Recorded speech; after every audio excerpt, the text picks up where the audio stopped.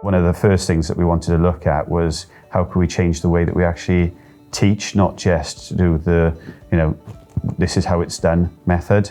We wanted to look at inquiry-led learning. So that was one of the major focuses that we had, and we spent a lot of time thinking about different inquiries that we could do with the pupils and the structure that we wanted from the programme of study for the year. The main change I think that we are embracing is the inquiry-based learning, and what we're trying to do is encourage the pupils to not only develop their Welsh, English and Welsh skills, but also the languages that we teach, so French and Spanish, but also to make links between the languages that are spoken at home, so the community languages, and seeing that the skills that they develop will help them no matter what language they look at. Last year they introduced the Arabic school for the very first time. It was a 2-day school that they introduced. They had a menu set up and they had to pick from the menu the restaurant that they were going to, and then they had to put the the order together, and then they had to make the conversation with the waiter in Arabic. When we saw that they were ordering in Arabic, we were amazed because what they were being taught was exactly what they used in that restaurant to place that order. We wanted a way of maybe making the skills more explicit and showing them that the skills were the same across different subject areas. So project came about because of that. It's topic-based lessons, so the students have input into what topics they want to do, which makes them a little bit more engaged and interested because they've chosen it in conjunction with their teacher. It's quite flexible and can be quite reactive.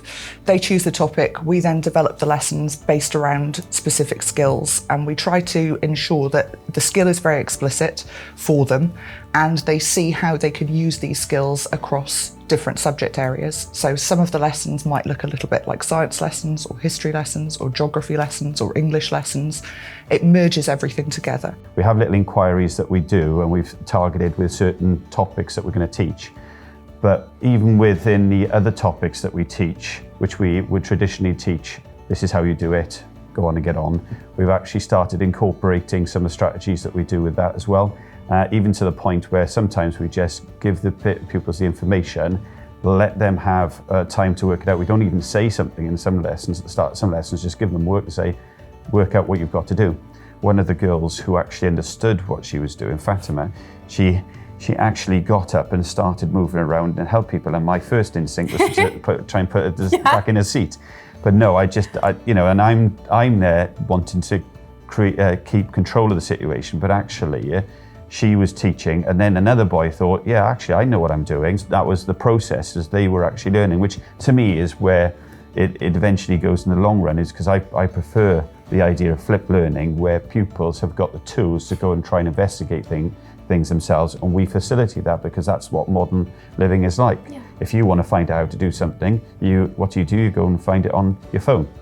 So if they're going to go and find how to do things, we've got to teach them how to find things. With the sort of the new AOLE and the new curriculum they're trying to adapt, it does put learners sort of more ownership of what they're actually doing, rather than saying, okay, yes, I've got this question, this is the topic, all the questions are the same in this topic, or they're very similar, this is how I do it, I know I can do it when it comes to the exam potentially. I think the new inquiry-based questions in maths are easier, because instead of your teacher just telling you this on the board, learn this, it's more like you have more freedom to find out things for yourself, and I think it's an easier way to remember things as well. Similar lines to what Mariam said, but I think it helps you to make you more independent as well, so you don't always need that teacher beside you to tell you what to do. Or like in PE, we're not just doing single sports, we're linking multiple sports together.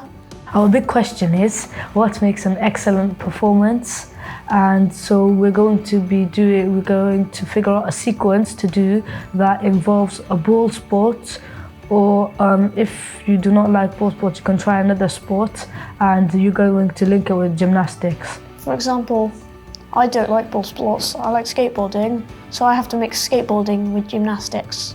The kids are a lot more engaged in the lessons because they're having their input in the lessons, and ask them what they want to learn, how they want to learn it. And I think then they feel a bit more responsibility over the lesson and their learning.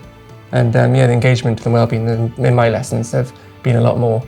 And probably the same with you, is it? I think that's a big thing because they are taking charge of their learning. So we ask them what they want to do. So for example, the lesson we just did, They come up with the mind maps. They decided which route they wanted to take. Some would put more competitive ball skills elements into their routine, others more gymnastics, others more creative. But the question isn't, how good a gymnast am I? The question is, how can we make whatever performance we are doing excellent?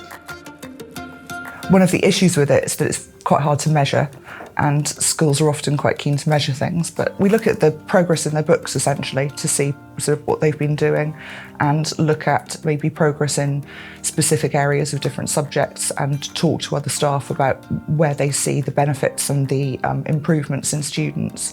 So as I said, it's not numerical, but then I don't think everything does have to be numerical. And I think that education is more of a holistic thing, and this certainly fits into that. I can experiment and go back to saying, well, what works? What will make them better learners? What will make them better pupils? What will give them confidence? And not just how do I do it, sir? Well, how do you do it?